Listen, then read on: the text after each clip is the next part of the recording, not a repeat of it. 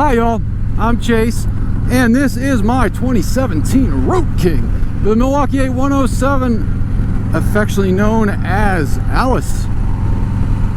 And Alice, she's not a jealous girl.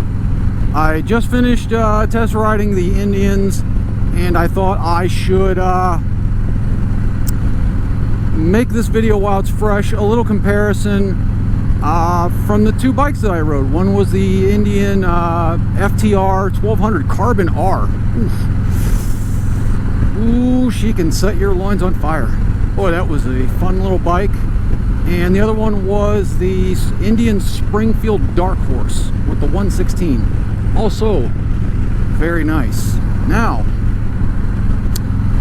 really there is no comparison between the FTR and Alice. They are two entirely different kinds of bikes that do two entirely different kinds of things. On the other hand, the Springfield, well, that is the Indian's answer to Alice here, the Harley-Davidson Road King or Road King Special. So, let's just start with the engine. The engine on that 116, sorry, it kind of whoops up on Alice a little bit. It was great, really. It was really great. So, and I think it was as good as a 114, maybe even a little bit torquier. I don't know. It felt like it, I don't know, maybe it's more at the meat of the middle of the RPMs. But it felt like right there where the middle was. If you crank that throttle hard, it was gonna take off. In fact, I actually broke a tire loose. I went a little hard on it in second gear, and it went. So it actually broke loose a little bit. So I was impressed. Let's just say. Now. So it definitely would eat Alice's lunch, and it would have, at the very least, keep up with the 114. It might even beat it. And I have ridden a 114, and that was on a Lowrider S. So, suspension, sorry, it also wins. Suspension was just as good as what Alice has, just as good. It did have a full tank. And Alice has, well, she's had a full tank plenty of times. But Alice here feels a little more top heavy. I'm just stating facts, how it feels to me. You know, Alice feels a little more top heavy. I like the way that Springfield felt. Now maybe that one felt better or something than the Chieftain that I rode last year. The clutch felt better, but it also, I don't think it'd been as abused. The clutch was great. I like the clutch. Compared to a hydraulic clutch, it wins. I just don't like the hydraulic clutch on these. I know I shouldn't be saying that. It's I mean, you bought the bike, yeah, but it's better is better. The seat, man, I dinged Harley on this last year, and I gotta ding him again. The seats for Indians, at least on their touring bikes, honestly, I wouldn't even replace it. It felt as comfortable as my Saddleman. That should terrify Harley. Just the seat alone. If you go and sit on one of Indian's touring bikes and go sit on a Harley, unless you're sitting on the CVOs, the seats are not very good. I mean, there's a reason why I bought a Saddleman for every single Harley I've ever owned. And I'm up to 4 now. I know that doesn't seem like a lot, but I'm a 40-year-old guy now. So that's quite a lot, actually. But I've had Alice here the longest, so, and that's been since 2021 in September, I think.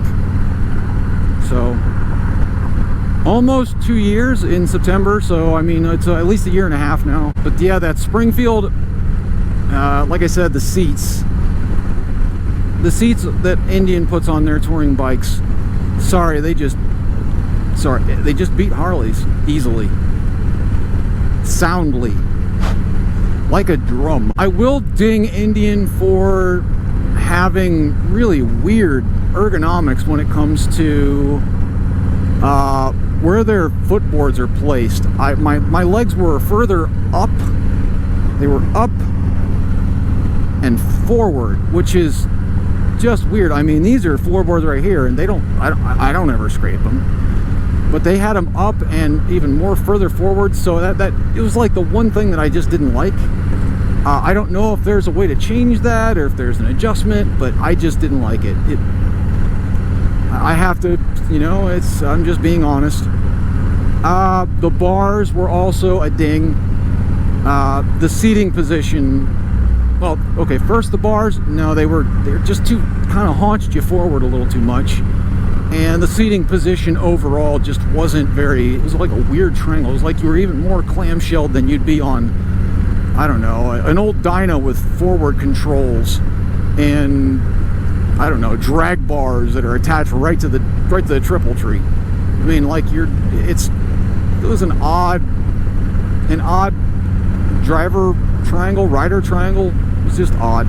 I didn't like it. Paint quality. Sorry, but Harley still wins that one. I mean, look, this is a 2017. This is not a brand new bike. The paint still looks immaculate. And all I do is clean it. That's all I do. I just clean it. That's all. I use Rain-X, and I started using some stuff from Maxima called SC1. It's a coating. It still looks great. So, sorry, Harley still wins in that one. Now, granted, from last year to this year, I looked the Springfield over really well. Man, their paint quality has went up. I will say that their paint quality, their overall paint quality, and their build quality have went up. Everything looked a little bit more finished. Everything was fit a little bit tighter. The seams weren't so big on everything where you're kind of, I don't know, it just looked like a little more finished work needed to be done. This year, 2023, compared to the 2022s I rode, they looked a lot better. I don't know if it's because they're having trouble getting parts in, so the guys that are building them can spend more time putting them together, therefore more time in fitment, and I don't know. But it was better than it was last year. So, but like I said, they're not going to beat Harley on paint quality. I don't know anyone that can. Maybe Ducati or, I don't know, Brough Superior. They might, but for a mass-produced bike, sorry, I think Harley's right now at the top. And I don't say that with any malice towards, Japanese or Italian or any other bikes. I mean, I've had Italian bikes and I've had Japanese bikes. I love them both. But when it comes to paint quality, I mean, Harley is hard to beat. Damn near impossible, so. There wasn't any chrome on that bike, so I can't really compare the chrome. The blacked out parts of the bike, they did look nice. They looked like they were uniform. They weren't chipping or fraying or falling, chunks of it falling off or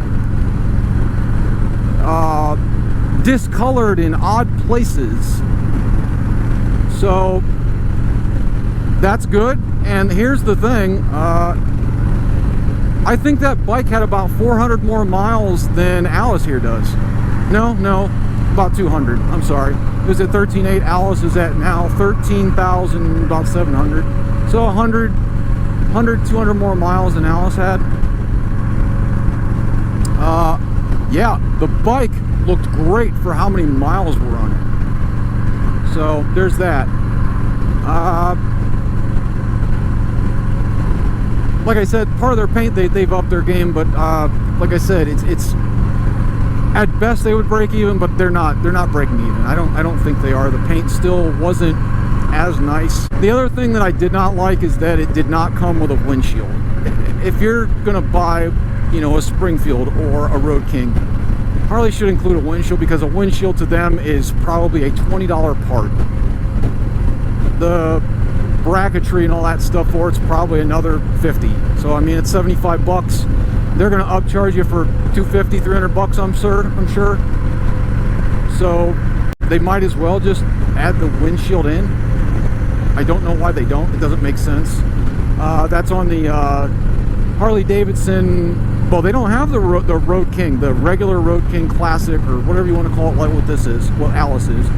They now have the Road King Special, and they have the and that's it. And Indian has the Springfield, and they have the Springfield Dark Horse. The Springfield comes with the windshield and everything, so that is very nice. If I was going to get an Indian Springfield, I think I might actually get that one. Comes with the windshield. It's old school. I love the old school looks, all the chrome. I guess I'm a shiny boy. I like shiny things. But I like the blacked out look too. I thought that was, I love the way the bike looks. It looks like its own brand. It's not like somebody said, oh look, a Road King. You can tell just looking at it, yes, they were kind of going for the Road King look, but it's a classic looking bike. It's a classic shape and form, but they made it their own, so I do like that. But I do like the Road King better. It just looks, I don't know, the way a classically styled bike should look. But that's not taken away from the Springfield Dark Horse. That is very, very, I like the way it looks. It's very nice looking. The speedometer had more information in it, on it, that you could read at once at a glance. Your gear, your RPMs, and your speedometer were all easily read, plus time. And I think your fuel gauge was in the speedometer also, but it also had a fuel gauge up top, a little analog fuel gauge. So that was nice too. I like that. That beats Harley. Sorry guys, but I think the newer Harleys have that same thing. So it just beats my Harley. So that doesn't really beat any Harley. So it's, I guess that's a draw. Handling,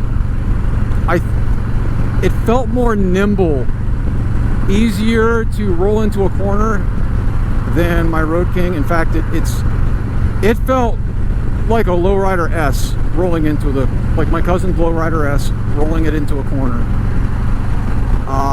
It felt really, really good. I was very surprised. Of course, now I rode a couple of their bikes last year, and I was also surprised about how well they handled. Especially being that the neck, it seems like the necks on their bikes are a little longer than on Harleys. So I don't know if that adds stability, or I don't know. I'm not good with rake and trail and all that stuff. I couldn't tell you what the big difference is. I know the shorter the rake, the faster a bike will handle, or the easier it rolls into a corner. That's about all I know. But yeah, it was very, very nice. I liked it. I liked the way it handled a lot. It, like I said, it felt like it had a much lower center of gravity. So the mirrors were great. That's one kind of problem that I have with a lot of bikes. I don't like the way the mirrors sit or how they're set up. But on the Indians that I rode today, when I looked in the mirrors, I got the same kind of pretty much view that I have. There's a tiny bit of, you know, a little tiny bit of like my elbow showing, and that's it. And I could see a full lane over, maybe a lane and a half, just like I can on Alice here. So that's breaking even, that's a tie. That was very, very nice. I think the only thing that I did not like, that was like a real sticking point for me, was where the oil filter is on Indians. It is right up front, right behind the front wheel. That would give me ulcers worrying about me kicking up a rock and busting a hole in the oil filter. Now granted, my oil cooler for my Harley is there, but the fender comes down and the oil cooler actually sits higher than the rear part of the fender on the front. So it's not gonna, I mean, I get some dust up there, but I've never seen a rock or a rock chip or a dent where a rock had hit it. I've never seen that. So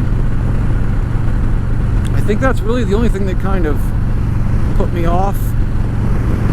That would, I don't know, I'd have to get like a skid plate or something there. Going up my road, I mean, if you've watched any of my videos, you would know going up my road, yeah, you're gonna want a skid plate. So I did check the bags. The bags look to be comparable for how many cubic feet of space they might hold, or cubic inches, or whatever they're measuring them in. So they looked about the same. Really, yeah, I couldn't really tell a difference.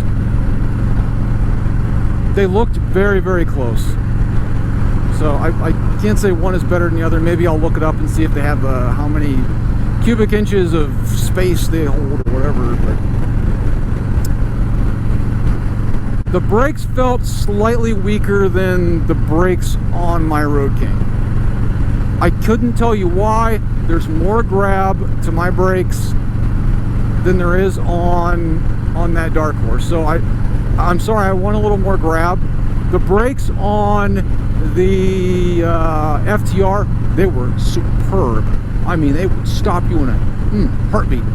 They really, really clamped down. I like that, and they felt linear. I know, like I said last time, that word, but the brakes on the Indian, they needed a little more grip. I'm not sure if maybe the brake fluid needs to be changed out or what's going on there, but the brakes felt a little bit just not as, I don't know, like you couldn't haul down how, it's a big bike and it weighs over 800 pounds just like Alice here, so hauling it down from any speed, it felt like you had to apply a lot more pressure to the brakes. Now the FTR was the exact opposite. You didn't need to put as much pressure on the brake lever as I do on my Road King. So the FTR is kind of a weird anomaly kind of thing. That also might, just the size of the wheels or the size of, God knows, there's so many different factors in that, I don't even want to get into it. But the brakes on the FTR, they were great. The brakes on the Springfield, that Springfield Dark Horse, they weren't as good. It felt like they felt more wooden. That's about it. That's it, guys. If you have any questions or comments, feel free to make them. I read every comment, every question, and I try to reply if there's something you hadn't had a question, I'll reply. If you want, you can like the video or dislike the video. That's, your opinion. You're entitled to it. Thank you for watching. Thank you. If you are a subscriber, thank you. I appreciate every single one of you. Bye, y'all.